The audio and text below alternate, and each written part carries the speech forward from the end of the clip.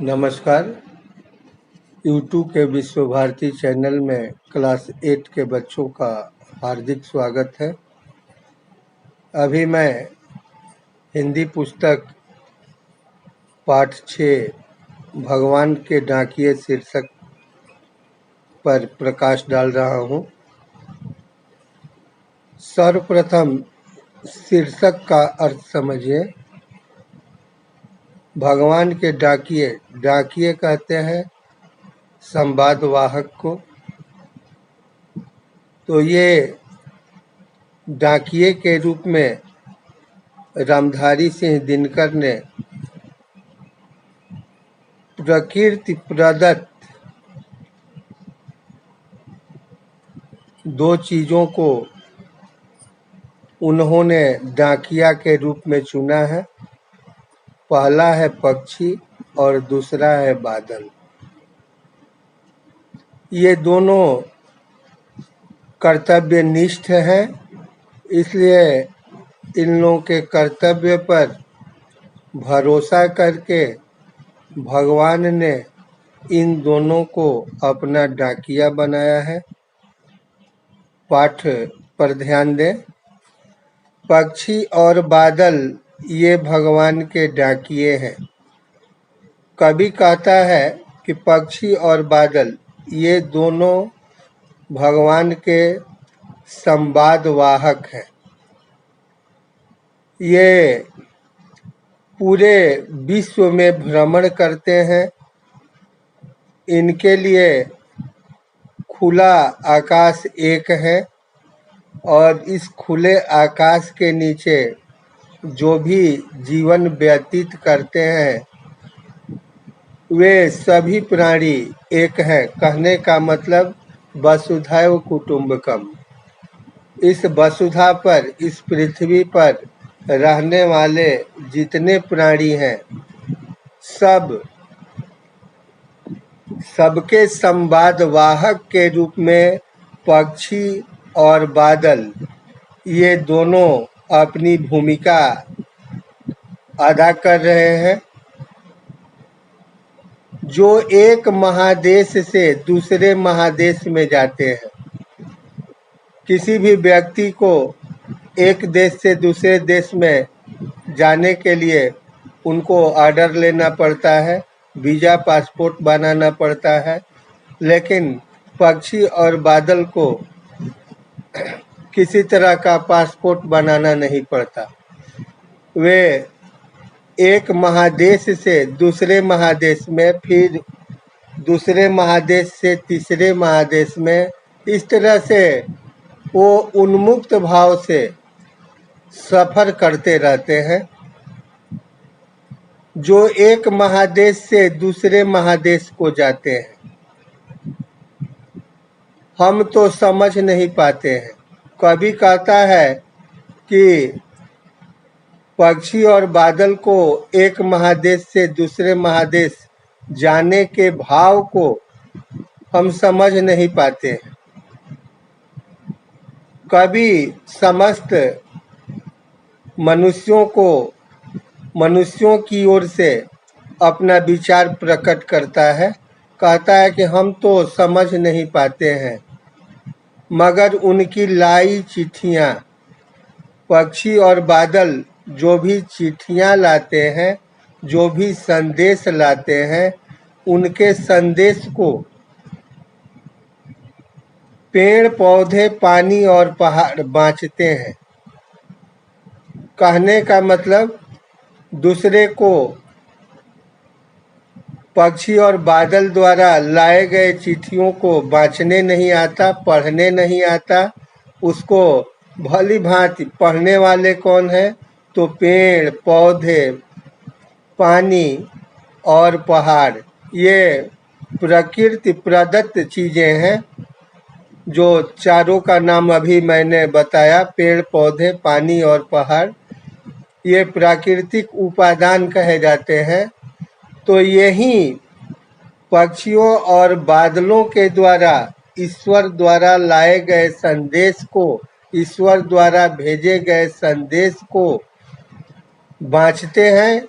कहने का मतलब उसको पढ़ पाते हैं, क्योंकि मनुष्यों की तरह इनका विचार संकीर्ण नहीं होता।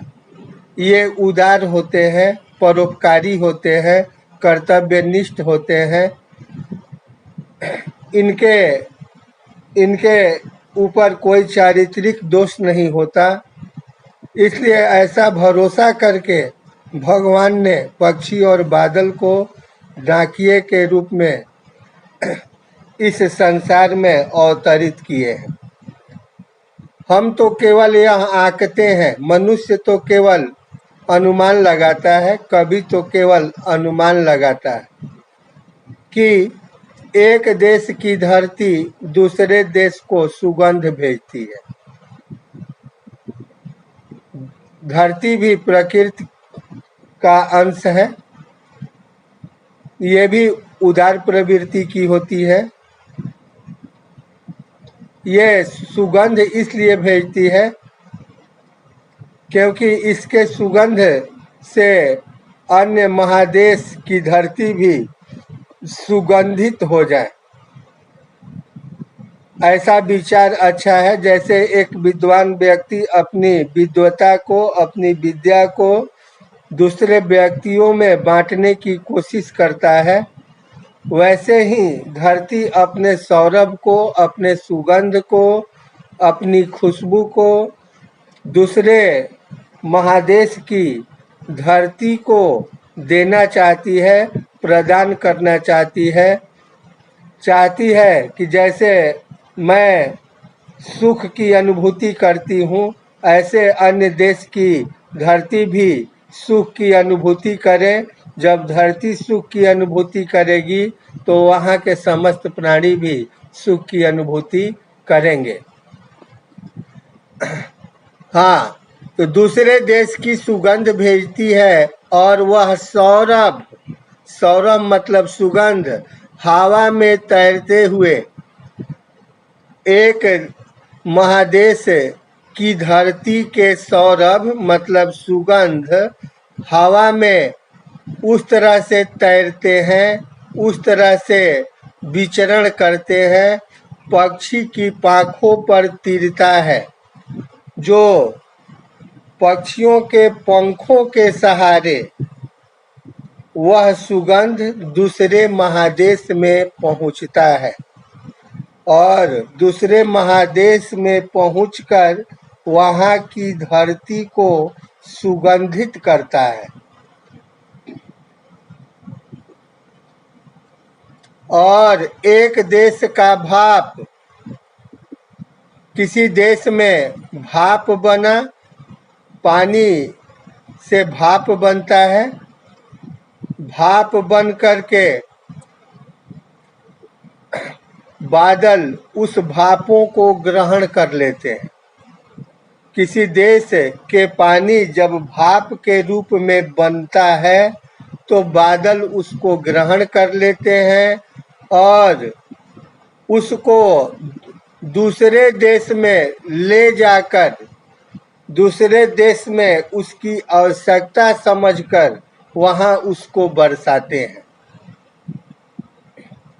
दूसरे देश में पानी बनकर गिरता है, यानी एक देश का भाप दूसरे देश में पानी बनकर बरसता है। जब पानी बरसता है तो धरती सिंचित होती है, फसल उगते हैं, बहुत सी मात्रा में, ढेर सारी मात्रा में अन्न उपार्जन होता है और लोगों का जीविका का साधन हो जाता है। इस तरह से पक्षी और बादल का जो उद्देश्य है, दोनों का उद्देश्य एक है। उन दोनों का उद्देश्य है कि जो भी इस धरातल पर हैं वे सभी एक हैं। हम सबको एक समझना चाहिए। जैसे विश्व बंधुत्व जिसको कहा जा सकता है, विश्व बंधुत्व मतलब क्या?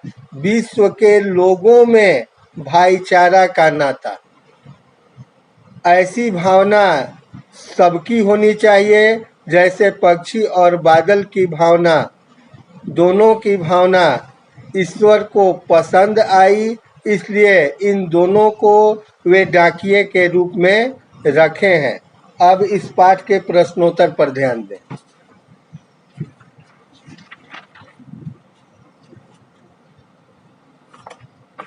पहला प्रश्न है, कवि ने पक्षी और बादल को भगवान के डाकिये क्यों बताया है, स्पष्ट कीजिए। आंसर इस प्रकार है, कवि ने पक्षी और बादल को भगवान के डाकिये बताए गए हैं। कवि ने पक्षी और बादल को भगवान के डाकिये बताए हैं क्योंकि ये दोनों प्रकृति प्रदत्त हैं, प्रकृति द्वारा प्रदान किए गए हैं। इन दोनों का निर्माण प्रकृति ने किया है और ईश्वर की नज़र में दोनों उदार प्रवृत्ति के हैं। ये दोनों पर ईश्वर का विश्वास है, ईश्वर का अटूट विश्वास है। उनकी नज़र में दोनों परोपकारी हैं और डाकिये का अर्थ है संदेशवाहक। भगवान की नज़र विश्वास है, ईश्वर का अटूट विश्वास है। उनकी नज़र में दोनों परोपकारी हैं और डाकिये का अर्थ है संदेशवाहक। भगवान की नज़र डाकिया में ईमानदारी, भगवान की नज़र में डाकिया के अंदर ईमानदारी कूट कूट कर भरी रहती है। इसलिए पक्षी और बादल के स्वभाव को परखकर कवि दोनों को भगवान के डाकिये बताए हैं। दूसरा प्रश्न का आंसर देखें। दूसरा प्रश्न को पहले देखें। प्रश्न है, पक्षी और बादल द्वारा लाई गई चिट्ठियों को कौन कौन पढ़ पाते हैं, सोच कर लिखिए। कवि के अनुसार पक्षी और बादल द्वारा लाई गई चिट्ठियों को पेड़ पौधे, पानी और पहाड़ ही पढ़ पाते हैं क्योंकि इनके विचारों में किसी तरह की संकीर्णता नहीं होती और मनुष्य के विचार में संकीर्णता होती है। इसलिए प्रकृति के जो उपादान होते हैं वे पक्षी और बादल द्वारा लाई गई चिट्ठियों को पढ़ने में सक्षम है। तीसरा प्रश्न देखें। तीसरा का क पहले देखें। किन पंक्तियों का भाव है? पक्षी और बादल प्रेम, सद्भाव, एकता का संदेश एक देश से दूसरे देश को भेजते हैं।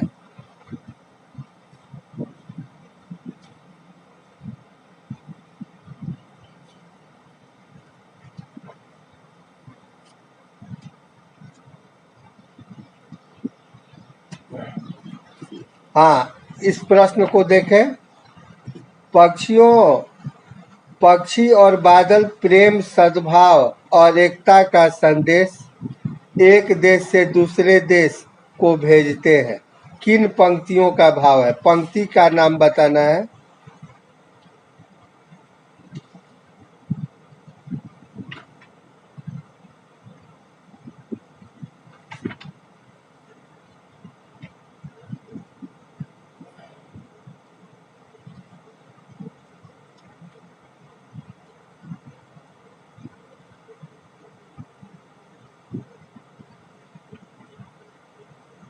हाँ, यहाँ ध्यान देंगे।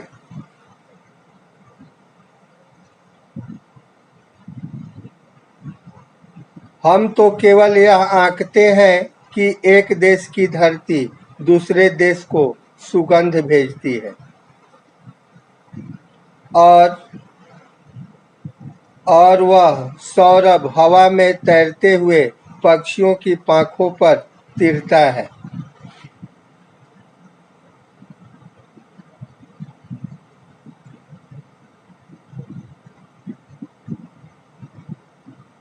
दूसरा है ख, प्रकृति देश देश में भेदभाव नहीं करती।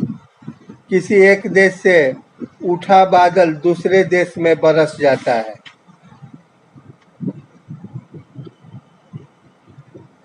इसको देखेंगे। और एक देश का भाप दूसरे देश में पानी बनकर गिरता है। अब चौथा प्रश्न का उत्तर देखें।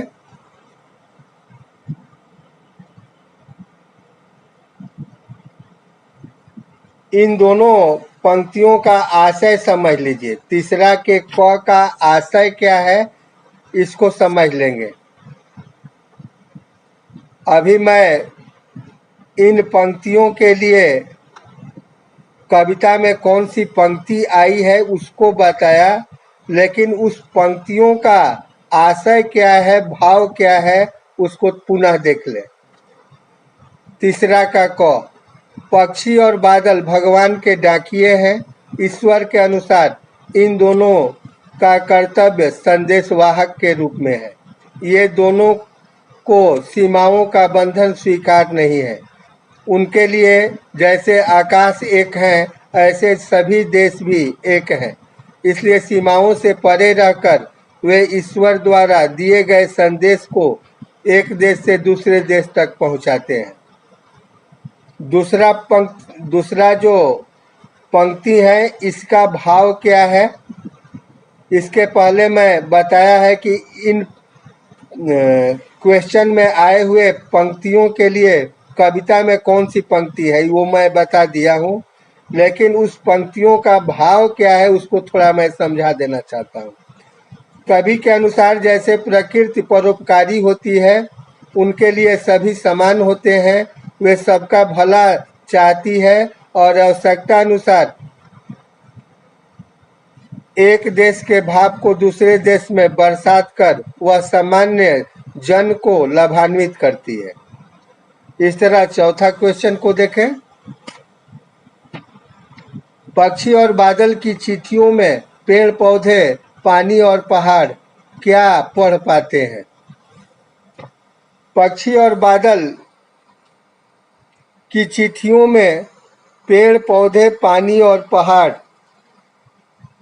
भगवान द्वारा भेजे गए संदेश को पढ़ पाते हैं। उस संदेश में भगवान कहते हैं, रे मनुष्य, तुम पक्षी और बादलों की तरह उदार बनो और सबको सुख पहुंचाने की कोशिश करो, क्योंकि दूसरे के सुख में तुम्हारा सुख और दूसरे के दुख में तुम्हारा दुख निहित है। इसलिए विश्व बंधुत्व की धारा अपनाकर अपने को महान बनाओ कि दुनिया श्रद्धा के साथ तुम्हारे नाम का स्मरण करे। इस तरह से पांचवा प्रश्न को देखें। एक देश की धरती दूसरे देश को सुगंध भेजती है, कथन का भाव स्पष्ट कीजिए। आंसर इस प्रकार है, एक देश की धरती दूसरे देश की धरती को सुगंध भेजती है। वह सुगंध सौरभ, खुशबू आदि नामों से चर्चित है, जिसको ग्रहण करने से सुखद अनुभूति होती है। मन मस्तिष्क में जो विकार, दुर्गुण या मलिनता होती है वह धुल जाती है। जैसे कमरे में अच्छी हवा प्रवेश करे तो दूषित हवा स्वतः बाहर हो जाती है, ऐसे ही एक देश की धरती स्वयं सुगंधित होकर अपने खुशबू को दूसरे देश में भेजकर उन्हें लाभान्वित करने की कोशिश करती है, क्योंकि उसकी भावना विश्व बंधुत्व से जुड़ी हुई रहती है। अब इस पाठ का सारांश देखें।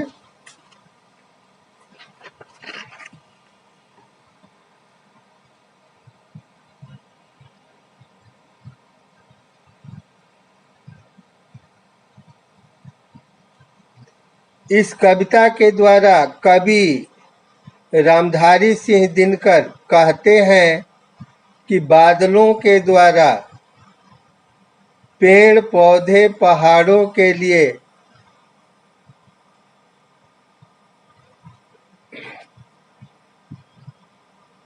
संदेश ईश्वर ने भेजा है। बादलों द्वारा बरसाया जल उनके लिए सुखद संदेश लाता है।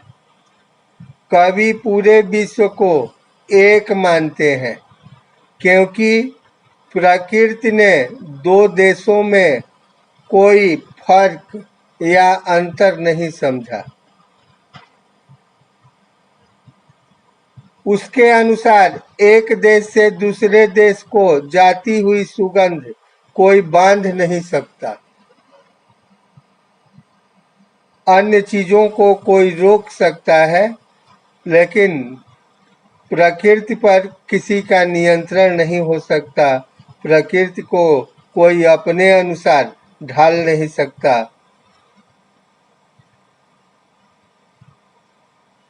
इस कहने का मतलब है कि भगवान के डाकिए कविता में कवि रामधारी सिंह दिनकर ने पाठकों एवं प्राकृतिक पाठकों को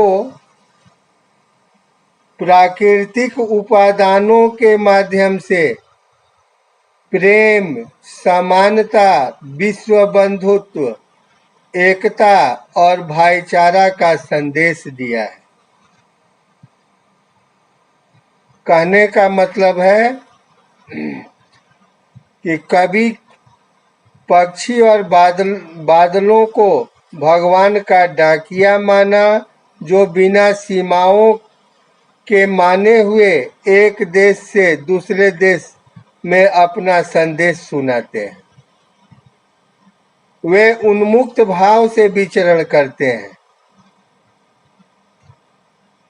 पक्षी और बादल धरती के ही अंश हैं। वे मनुष्यों की तरह भेदभाव नहीं बरतते हैं। पक्षी अपने पंखों द्वारा एक देश के फूलों के सुगंध और अन्य पौधों के सुगंध को तथा बादल पानी को दूसरे देश तक पहुंचाते हैं। ये दोनों की प्रवृत्ति उदार होती है और दोनों निस्वार्थ भाव से लोगों का उपकार करते हैं। धन्यवाद।